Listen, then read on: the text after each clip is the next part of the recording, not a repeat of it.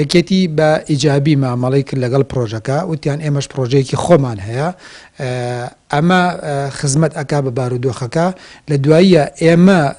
پرۆژەکەی خۆمان دوای ئەوەی کە دوایمین بڕیارمان لەسەردا ئێمەش لەگەڵ لایەنە سیاسیەکانە قسە ئەەکەین و هەوڵە دەین هەمومان بەیەکەوە بکەینە بەرەنجامێکی هاوبەش. ئێمە بە منبەستی شەرحکردنی پرۆژەکەی خۆمان سەردانی یەکێتی نیشتیمانی کوردستانمان کرد. ئەتوانین بڵین بەشێک لەو پرۆژانە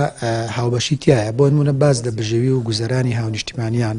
باز لەوەی کە ئێمە لە پرۆژەکەی خۆمانە تەکیدمان کردوتەوانێ ئەبێ پێنج لایەنە سیاسیەکە دانیشتنی هاوبەش بکەن بۆ ئەو بارودۆخەی کە هەیە و تیایدا تەکیدمان کردوێتەوە کە ئستحقاقاتی هەڵبژاردننی هیچ لایەنێکی سیاسی نابێ فرامۆش بکرێت لەم بارودۆخەی کە ئێستا هەیە و هەروەها